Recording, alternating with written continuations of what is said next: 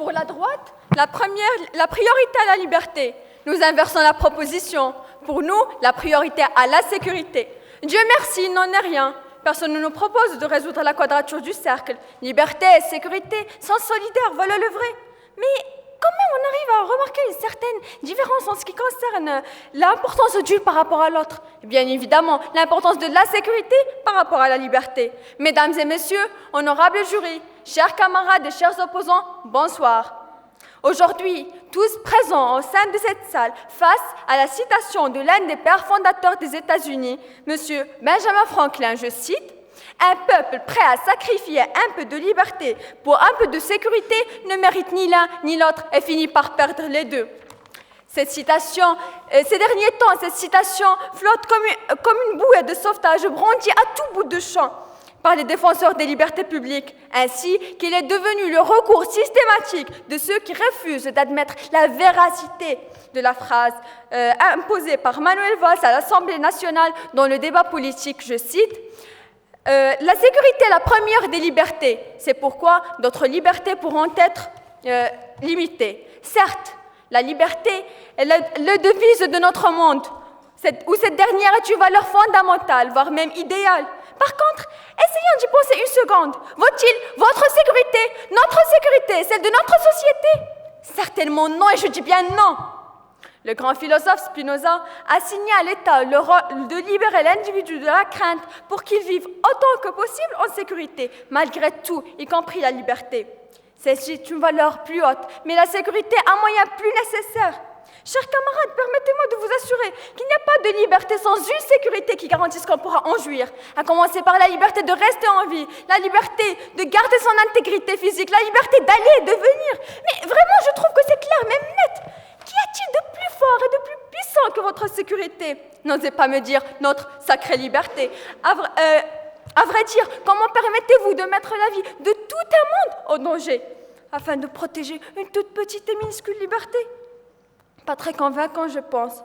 En définitive, il n'y a pas de liberté possible sans sécurité. Obligé, on la sacrifie. En fin de compte, notre position est celle adoptée. Merci.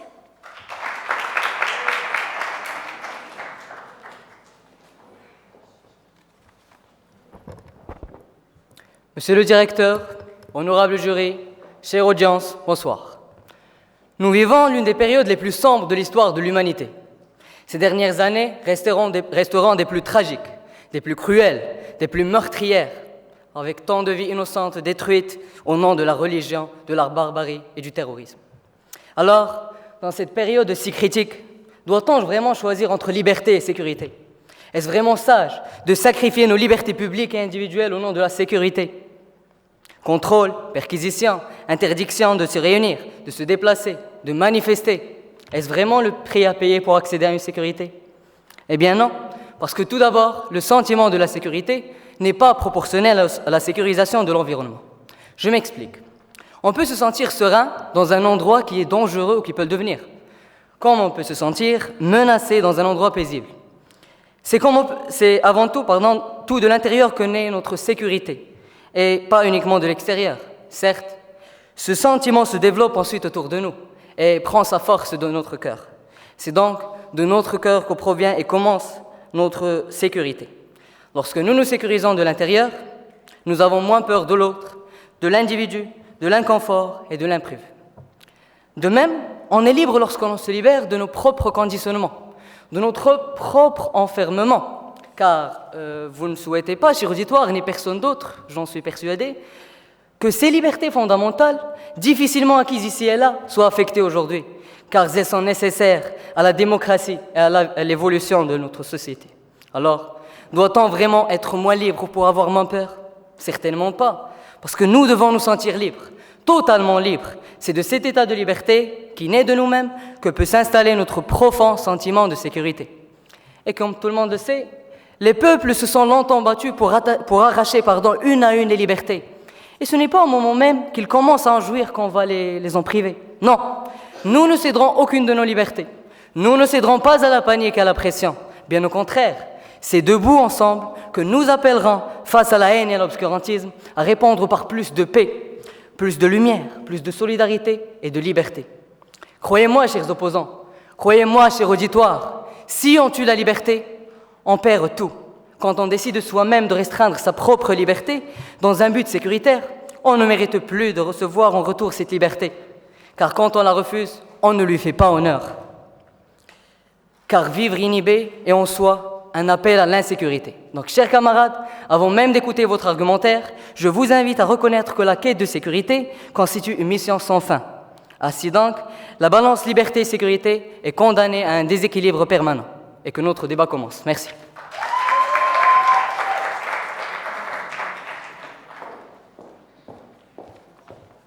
Chers camarades, si j'ai bien lu le sujet, un peuple prêt à sacrifier un peu de liberté, pas à la tuer. Chers camarades, la sécurité est la première des libertés. Sans elle, l'individu ne peut jouir au mieux de ses droits fondamentaux. Autrement dit, il n'y a pas de liberté sans sécurité, à commencer par la liberté de rester en vie, la liberté de garder son intégrité physique ou bien la liberté d'aller et de venir. Il n'y a aucune contradiction à renforcer à la fois la sécurité et la liberté. La sécurité sans liberté, c'est l'oppression. La liberté sans la sécurité, c'est la jungle. Un citoyen dont la sécurité n'est pas assurée ne peut pas exercer son droit à la liberté. S'il sent que l'État le protège, il jouira davantage. Imaginez avec moi, mes chers camarades, le scénario. Vous vous promenez l'été, à minuit, sur le boulevard Al-Alfassi avec un ami.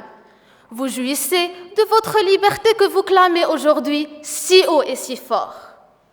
Soudain, une patrouille de police vous interpelle pour un contrôle d'identité. En d'autres circonstances, vous prendrez cela comme une atteinte à votre liberté de circuler, à votre intégrité. Vous pourriez même le prendre comme une insulte. Mais pour qui me prennent-ils? Ai-je l'air d'un terroriste? Mais parce que vous savez que la sécurité de votre pays, de votre famille, de vos proches est menacée. Parce que vous savez que votre liberté est en péril. Vous en tempérez, vous participez à l'effort collectif pour garantir cette sécurité. Car vous savez très bien que cette restriction relative, temporaire, limitée, mais nécessaire de votre liberté, a pour but de garantir l'une de votre première liberté, celle de vivre en sécurité. Merci. Chers camarades, la liberté n'est que toute la liberté. Et pour vous sortir de votre ambiguïté, je tiens à préciser que la liberté n'est pas quantifiable, elle n'est pas partielle comme vous pensez. Elle est totale. Soit elle est là, soit elle ne l'est pas là, elle n'est pas là carrément. On est libre ou on ne l'est pas, c'est simple. Bon, ça c'est dit. Au premier abord, je voudrais vous poser la question suivante et dont j'attendrai la réponse. Pourquoi sacrifier une liberté et une valeur aussi vitale et fondamentale pour être dans un état d'esprit intermittent, ou pour être dans une sécurité incomplète? Car oui, figurez-vous, chère opposante, que la sécurité, comme je viens de préciser pour la liberté, n'est pas partielle. On ne peut pas être un peu en sécurité, non. On est en sécurité quand on... Désolé. On ne peut pas être un peu en sécurité, non. On est en sécurité quand on est dans un état qui ne présente aucun risque, quand on se sent tranquille, confiant et à l'abri de tout danger. Dans le cas échéant, on ne peut en aucun cas être en sécurité. On n'a jamais entendu parler d'un peuple de millions de personnes en sécurité absolue. C'est insensé. On n'a jamais entendu parler d'une société ou d'une civilisation dénuée de toute insécurité, non. Il y a toujours ce tyran qui peut exercer sa dictature. Il y a toujours ce politicien malhonnête qui bluffe les propos de ses citoyens. Il y a toujours ce voleur qui prend ce qui appartient aux autres. Il y a toujours ce malfrat qui perturbe les habitants. Il y a toujours cette peur d'être agressé, violé ou de perdre sa vie soudain.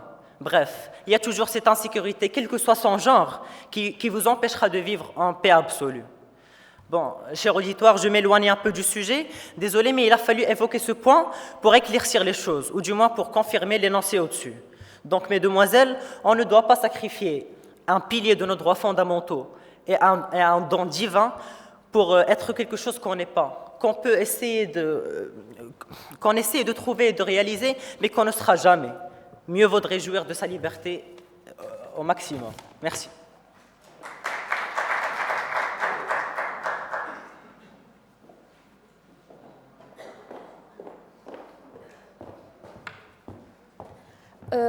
Chers camarades, je pense qu'on est plus réaliste que vous ne l'êtes, alors on est mieux placé pour en juger. Ça, c'est d'un côté. D'un autre, permettez-moi, chers camarades, chère audience, de vous rappeler qu'aujourd'hui, on assiste tous à la naissance d'un monde nouveau qui représente le triomphe absolu et durable du fait que quelqu'un qui sacrifie une chose, il est sûr et certain qu'il bénéficiera d'une autre. La première partie de notre sujet représente sacrifier un peu de liberté pour bénéficier d'un peu de sécurité. Jusque-là, je suis tout à fait d'accord, car cette phrase représente un principe essentiel qui doit être introduit dans des préambules, pour mettre en relief l'importance de la sécurité sous toutes ses formes, car la sécurité de tous passe par celle de chacun. C'est la vérité que certains peuples et gouvernements ne veulent pas entendre, et vous ne voulez pas la confesser. Et l'autre moitié représente. On finira par perdre les deux. Il faut d'abord préciser qu'il y a deux types de liberté, la liberté par rapport au bien et la liberté par rapport au mal. Perdre donc un peu de liberté par rapport au bien pour un peu de sécurité, c'est absurde, car cette liberté est déjà de la sécurité. En ce qui concerne la liberté par rapport au mal, on peut perdre un peu de ce type au profit de la sécurité, certainement sans perdre ni liberté ni sécurité. Tout dépend de la façon de vivre, la façon de confronter la situation et comment la régler. Tout dépend de notre propre façon. Je cite un exemple simple mais concret afin d'affirmer tout ce qui a été dit. Imaginez, vous êtes à bord d'un avion en destination d'un pays où vous prévoyez de passer vos vacances. Vous avez la pêche. Rien ne semble altérer ce bonheur vacancier dans lequel vous baignez. Or, au moment du décollage, on vous prie de mettre votre ceinture de sécurité. Que faites-vous? Pouvez-vous répondre que justement à cet instant-là, moi libre de mes actes, j'ai envie de danser au milieu du siège de passagers? Comme le fait de mettre sa ceinture de sécurité revient à perdre sa sécurité en plus de sa liberté. Ou bien donc, quand l'hôtesse vous demande d'éteindre votre smartphone pour des raisons de sécurité, oserez-vous lui dire « Non, moi j'ai justement envie d'envoyer à mes amis un selfie avec Saïd Mjorod, mon voisin, pendant le voyage ». Franchement les amis, qu'y a-t-il de plus important pour vous? Votre sacro-sainte liberté ou votre sécurité? Vos envies fugaces ou votre vie? Quand bien même seriez-vous de tendance suicidaire? De quel droit vous vous permettez de mettre la vie des autres en péril? Vous n'avez qu'à sauter d'un avion et d'oublier d'ouvrir votre parachute. Et soyez sûrs, mes chers camarades, qu'il est moins pénible d'attacher sa ceinture de sécurité que de circuler en fauteuil roulant. Merci.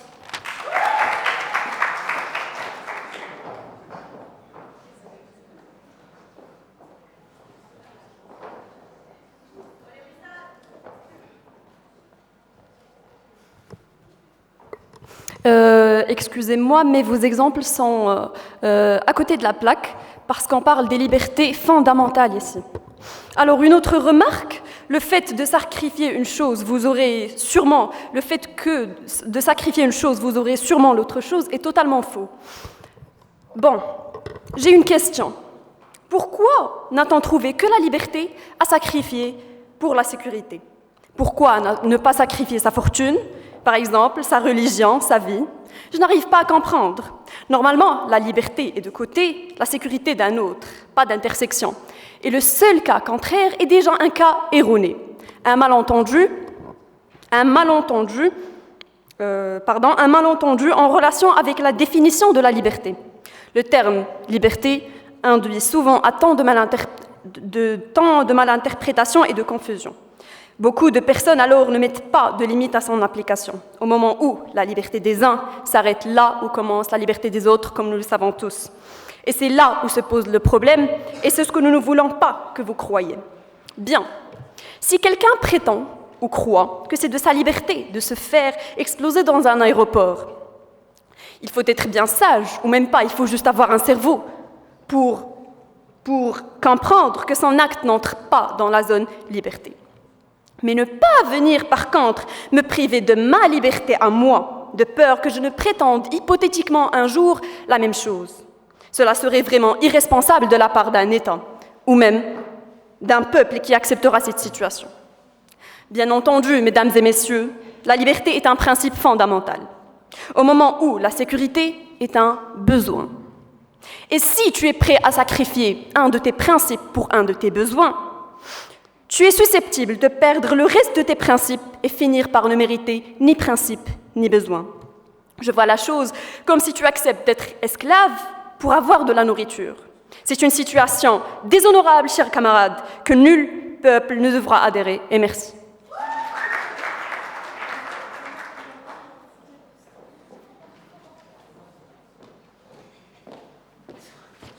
Chers camarades, je n'ai pas l'habitude de répéter les choses, mais s'il le faut pour vous convaincre, je suis prête. Tout d'abord, je veux répondre à mademoiselle qui dit qu'on ne doit pas... qu'on ne doit pas sacrifier les libertés fondamentales. Pourtant, je n'ai pas les mots fondamentaux. Bref, passons à la liberté d'expression. Vous vous rappelez sûrement des attentats qui ont eu lieu à Paris le 7 janvier 2015. C'était, comme vous le savez, contre Charlie Hebdo. Mais tout d'abord, chers camarades, permettez-moi de vous donner une définition de la liberté d'expression. Cette dernière signifie la possibilité effective de dire, d'écrire ce que l'on pense de créer, images, films, etc. Ce que l'on veut sans la censure d'un pouvoir politique, religieux. C'est un droit démocratique qui autorise une expression de ses opinions dans l'espace public, livres, médias. Elle a comme limite la prise en compte de l'existence d'autrui, sa liberté et la nécessité de vivre ensemble. Ne pas diffamer autrui, porter atteinte à son image, à sa réputation, ne pas inciter à la haine, au racisme et au terrorisme qui troublent l'ordre public. Charlie Hebdo, comme exemple, a publié des caricatures du prophète Mohammed sallallahu alayhi wa sallam. Alors, des violences se sont multipliées après la diffusion d'un film anti-islam. Les djihadistes n'ont pas accepté le fait qu'un peintre danois dessine des caricatures sur le prophète sallallahu alayhi wa sallam visant à déformer la plus belle image et à mépriser l'homme le plus parfait. Donc, le 7 janvier 2015, les frères Sherif et Saïd Kouachi pénètrent dans le bâtiment, abritant les locaux du journal armés de fusils d'assaut et assassinent 12 personnes, dont 8 membres de la rédaction et 11 autres personnes ont été blessées. Cet attentat doit amener les gens à réfléchir sérieusement au problème du terrorisme et se poser les bonnes questions, car il n'y a jamais de fumée sans feu. Cet attentat pendait au nez Charlie Hebdo depuis des années et ils avaient conscience de ça. Ils savaient que leurs caricatures mettaient en rage la très grande majorité des musulmans. Plutôt que de se calmer, ils ont continué dans la voie de la provocation au nom de la liberté d'expression.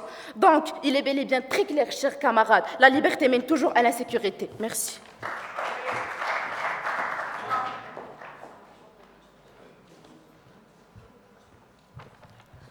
Honorable jury, chère audience, monsieur le directeur, bonsoir.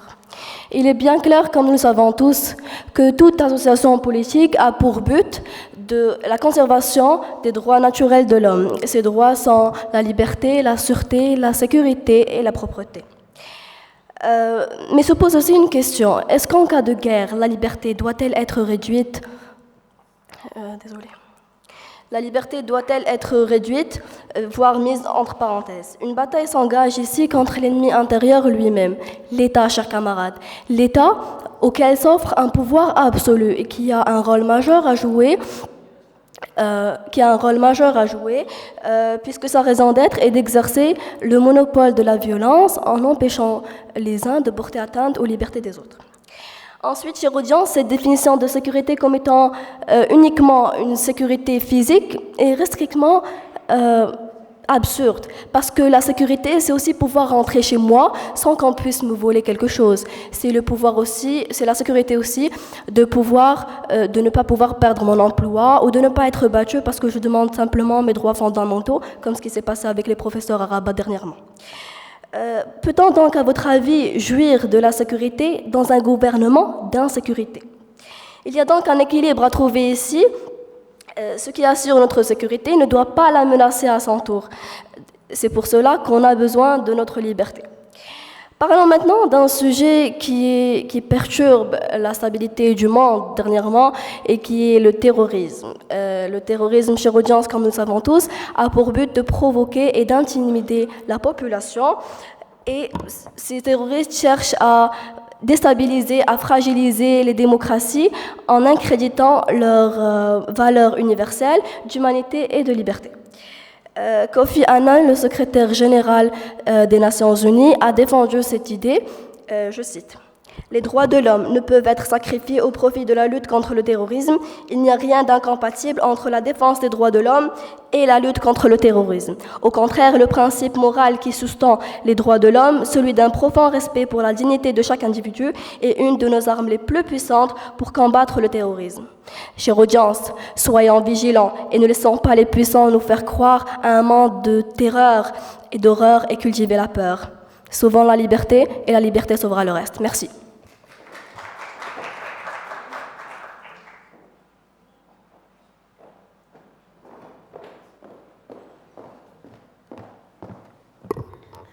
Chers camarades, ce que vous dites est beau à entendre, mais méthodique, ordonné, cohérent et rationnel.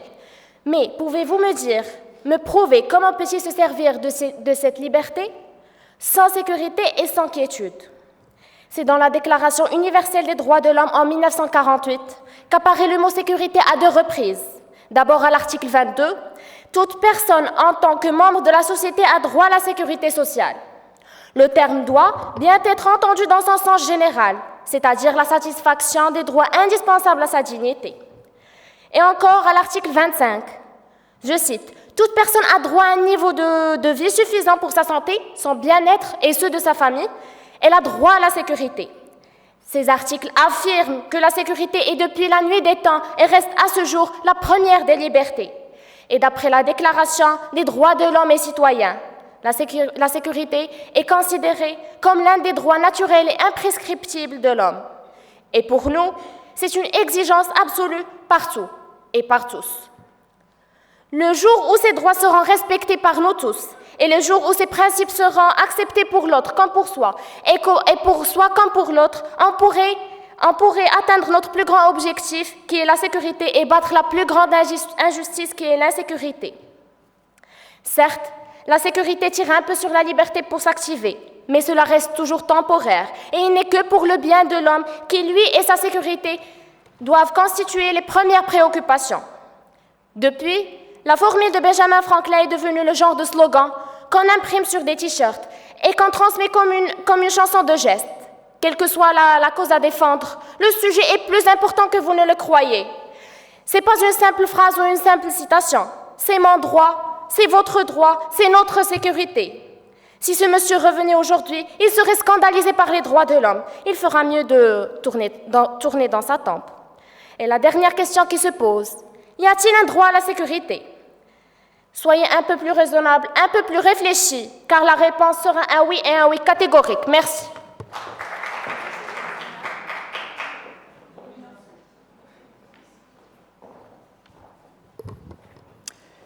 Chers camarades, ne nous emballons pas sur notre sujet, car notre sujet ne vous invite pas à sonder les profondeurs de son contenu, mais seulement, je présume que vous êtes un tout petit peu à côté de la plaque, parce que ma chère camarade avait déjà parlé et cité l'exemple de Charlie Hebdo, et précisément l'exemple de Charlie Hebdo ne constitue pas un argument dans notre sujet, parce que là, c'est exactement quand la liberté d'autrui est touchée, on ne parle plus de notre liberté. Je passe. Je présume que l'image de la balance suppose une relation hydraulique entre liberté et sécurité. Quand l'une croît, l'autre décroît. Mais ce serait, chère assistance, un leurre de penser qu'une restriction des libertés entraîne automatiquement une augmentation mécanique de la sécurité. Car on ne peut guère opposer liberté et sécurité. Votre attention, s'il vous plaît. On ne peut guère opposer liberté et sécurité parce que la liberté est une forme de sécurité. C'est cette forme de sécurité qui nous protège contre nos États. La liberté aussi, c'est les précautions des gouvernés contre les gouvernants. De ce point de vue, opposer la liberté à la sécurité, c'est opposer la sécurité à la sécurité. Restreindre la liberté, c'est augmenter le pouvoir des États de menacer leurs citoyens. Donc croyez-moi, chers camarades, qu'il serait plus sain de vivre dans un manque de sécurité que de vivre dans un manque de liberté. Tout est affaire de juste milieu. Tout est affaire de juste milieu, car trop de liberté amène à l'anarchie, trop de sécurité amène à la dictature, mais ne soyons pas naïfs, le risque zéro n'existe pas. Donc, cela ne vaut pas le coup de tenter de l'atteindre à tout prix, car brider nos libertés pour être en sécurité, c'est céder face à la menace, et c'est dire aux intégristes qu'ils ont gagné. Ainsi, nos valeurs universitaires et humanistes s'ébranlent. Donnons par exemple, parlons des animaux en zoo. Les animaux en zoo, par exemple, sont très bien en sécurité dans leur cage que dans leur milieu naturel. Ils sont soignés, nourris et n'ont pas de prédateurs. Mais, à votre avis, leur sécurité est-elle un gage de leur liberté? Mais non. Soyons plus réalistes. Les prisonniers, d'une autre part, sont d'eux-mêmes en bonne sécurité dans leurs cellules. Mais pensez-vous que cette sécurité, cette malheureuse sécurité a pour eux un goût, a une saveur en l'absence de liberté? Je ne crois pas. Donc, c'est pour cette raison et pour toutes les autres, chers camarades, qu'on doit refuser de renoncer aux droits fondamentaux sous couvert de lutte antiterroriste que vous dites. Je suis au contraire persuadé que la reconnaissance de ces droits est la condition d'une lutte antiterroriste efficace et durable, et même la condition sine qua non pour assurer la sécurité. Sauvons la liberté d'abord, la liberté sauvera le reste. Merci.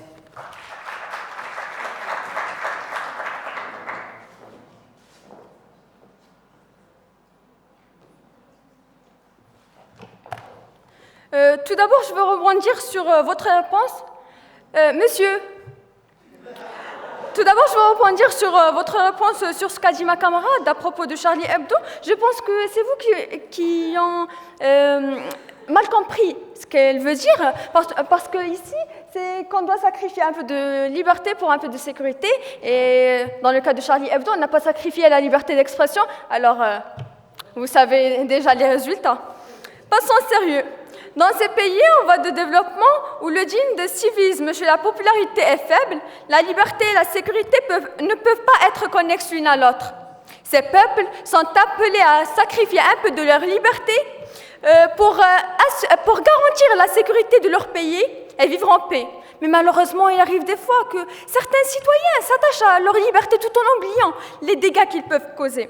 À titre d'exemple, le printemps arabe, et notamment la Tunisie, où rien que l'atteinte à la liberté d'un marchand ambulant a provoqué en 2010 une révolution qui continue à entraîner tout un pays dans l'oubliette de l'insécurité et le désordre. Aujourd'hui, la Tunisie risque de se transformer en un État mafieux, malheureusement. Revenons à notre pays. Le mouvement du 20 février au Maroc, qui appelle à plus de liberté de citoyens, s'est vu commettre des actes de violence envers les biens publics et privés, ce qui a engendré une suite de pillages et de vandalisme. Par conséquent, la détérioration de la sécurité publique. Eh bien, que préférez-vous? Disposer d'un peu de liberté et perdre toute une sécurité? Ou le contraire? Tenez un autre exemple, un peu plus concret. Le contrôle routinier et accoutumé des lieux publics. Parfois, ce contrôle peut toucher à la liberté des citoyens, mais l'objectif visant le maintien de la sécurité publique justifie ces politiques. Tant d'exemples à citer que les temps ne manqueraient pour en évoquer, ne serait-ce que la moitié. D'ailleurs, je veux féliciter votre hôtesse qui vous a permis de vous mettre derrière ce pupitre et défendre l'indéfendable avec des textes totalement vides.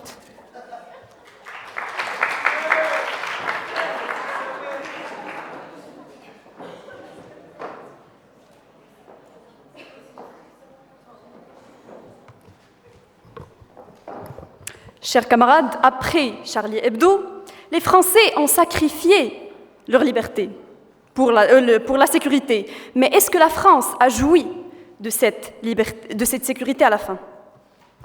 Bon, la dialectique des rapports entre liberté et sécurité met en lumière l'ambivalence et les difficultés d'articulation de ces concepts, car ils traduisent le dilemme propre au peuple et au régime démocratique. Comment défendre la démocratie sans pour autant la détruire? Que choisir alors? Si on choisit de sacrifier un peu de liberté pour un peu de sécurité qui est déjà incertaine, nous voilà en train de mettre les mains sur le droit majeur de l'humanité et l'un des grands piliers de la démocratie. La liberté, bien évidemment. Alors, en touchant à la liberté, nous touchons automatiquement à la démocratie. Et une fois cette dernière contaminée, on a le droit de parler de dictature. Dictature, oui. Hitler, Mussolini, Bachar, Kadhafi, oui, Kadhafi, le fameux Kadhafi, c'est celui qui nous intéresse aujourd'hui.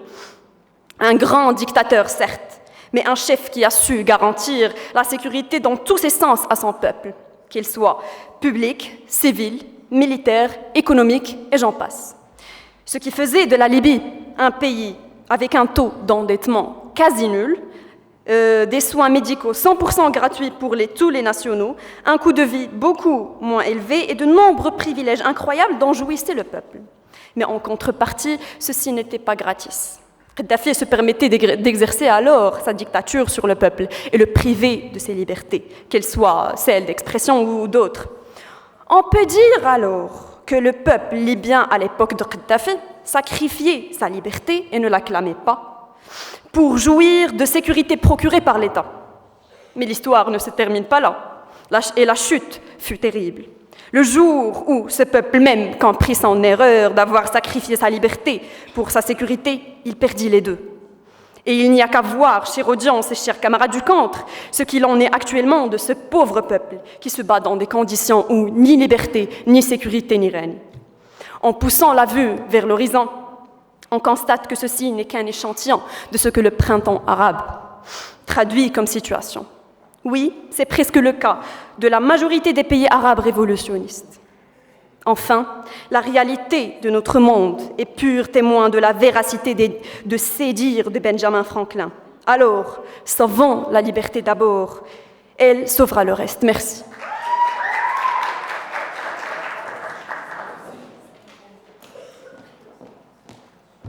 Mademoiselle, je pense que ce que vous dites est mal placé par rapport à votre position. Le cas de Kadhafi est en autre position. Chers opposants, vous continuez à défendre l'indéfendable. D'accord, il est de votre droit. Mais je vais vous donner un exemple plus concret et dans notre cher pays. Souvenez-vous, il y a moins d'une semaine, un samedi après-midi ordinaire, un match de foot ordinaire, sans enjeu majeur, une rencontre qui a opposé Raja et Shabab Rifl Husseima. La violence dans les stades a encore fait des victimes. Un après-midi qui se transforma en cauchemar. 3 morts et plus de 76 blessés. Certains dans un état grave. Est-ce un état terroriste? Non. Un effondrement? Non plus. Un séisme? Ah non, c'est pas le cas. C'est à la fin de la rencontre qui s'est soldée par la victoire des Verts, quand les supporters ont invité les joueurs à participer avec eux à la célébration de leur victoire. Que des frictions ont commencé entre les éléments appartenant à 2 factions rivales des supporters du Raja. Ils ont utilisé tout ce qui provient du chantier à ciel ouvert du stade. La tribune des Verts s'est complètement transformée en un véritable volcan. Les forces de l'ordre démontraient de leur incapacité à endiguer les foules des jeunes supporters électrisés et violents. Les jeunes se déchaînaient d'une violence inouïe, armés de bâtons, de gourdins, de morceaux de parpaing, de barres en métal et de fumigènes. Des objets interdits ont été introduits dans l'enceinte sportive. Chers camarades, c'est tout simplement le résultat des chaufferées entre des fans de Raja, des ultras ou je ne sais comment on les appelle, des bandes de jeunes hors la loi qui se permettent de vivre sur la marge de la légalité, saccageant, détruisant tout sur leur passage.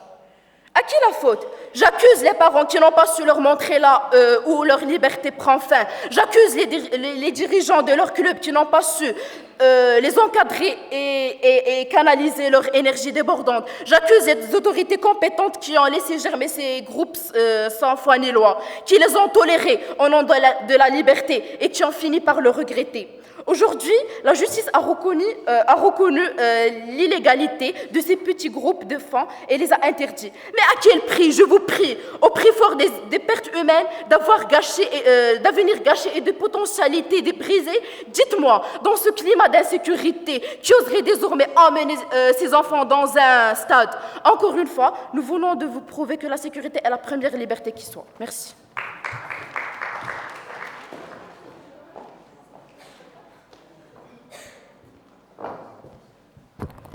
Chers camarades, j'aurais souhaité que notre sujet était la violence dans les tribunes, mais malheureusement, c'est la liberté. Vous êtes loin, même très loin du sujet.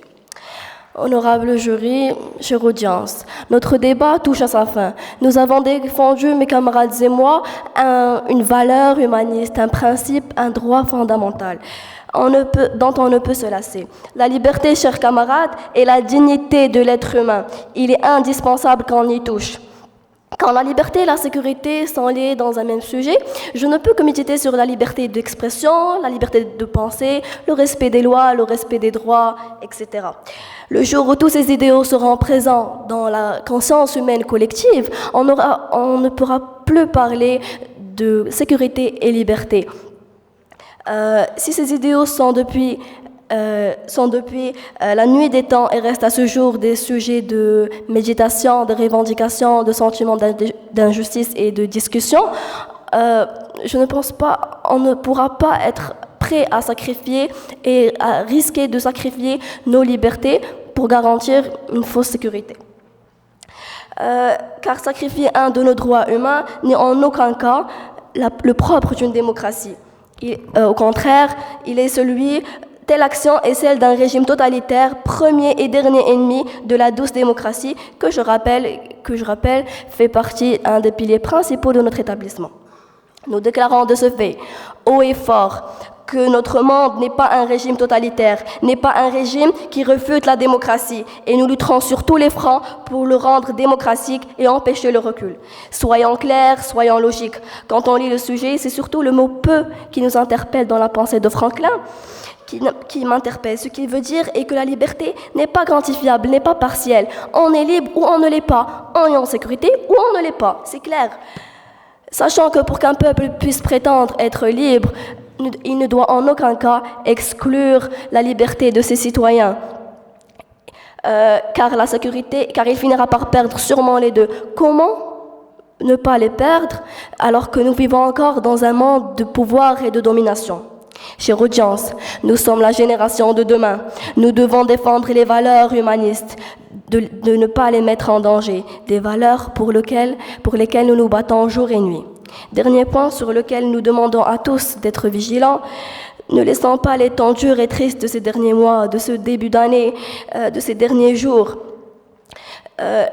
obscurcir notre vision et troubler notre jugement. L'histoire nous l'a appris. C'est en temps dur que les gouvernements peu scrupuleux essaient de faire passer leurs lois anti-liberté, prétendant servir le bien public et la sécurité du peuple. Mesdames et messieurs, protégeons nos valeurs et ne soyons pas aveuglés par la peur, car nous ne sacrifierons jamais nos droits. La liberté d'abord, la liberté sauvera le reste après. Merci.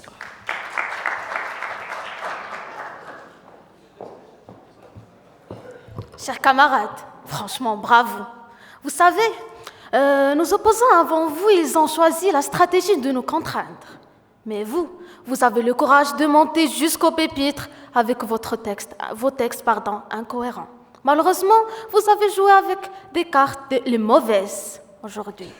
Bon, mesdames et messieurs, je sais que vous avez été confrontés ce soir à une argumentation très forte de la part des deux équipes, soi-disant. Mais la crédibilité de notre opposition ne tient pas seulement sur sa force, mais à la proximité de ce qui se passe sur le terrain. Bref, Jean-Christophe Ruffin a dit « La liberté, c'est la sécurité. La sécurité, c'est la surveillance. » Donc, étant des scientifiques, vous raisonnez logiquement, la liberté, c'est la surveillance. Chère audience, imaginons une femme qui vit dans un quartier qui n'est pas sécurisé. Dans la violence est l'une de ses caractéristiques. On est d'accord, cela peut exister. Eh bien, évidemment, par peur d'être l'une de ses victimes, cette femme ne peut pas sortir de chez elle après 20 heures. Et donc, cette femme ne bénéficie ni de sécurité, ni de liberté. Quel monde souhaitez-nous? Je m'adresse à chaque personne ce soir assise dans cette salle. Comment pourrez-vous jouir de votre liberté au sein d'un monde pareil? Un monde où règne la décadence, la violence, le viol, le terrorisme. Pardon, mais le temps ne me suffit pas. Quoi? Oui. Non, avec un N majuscule. Il faut changer la stratégie. Il faut changer les systèmes suivis par ces pays. Car comme vous le savez et comme vous l'avez déjà dit, trop de liberté finit par tuer cette liberté. George Orwell avait dit « Un peuple qui élit des voleurs et des traîtres n'est pas victime, il est complice. » Barack Obama, en 2013, avait dit « Vous ne voulez pas avoir 100% de sécurité, 100% de respect. » Bon, mes chers camarades, il ne me reste pas beaucoup de temps. Que vous voulez ou non, la vie, c'est des sacrifices. Parfois, il faut céder pour bien préparer l'offensive, reculer pour bien sauter.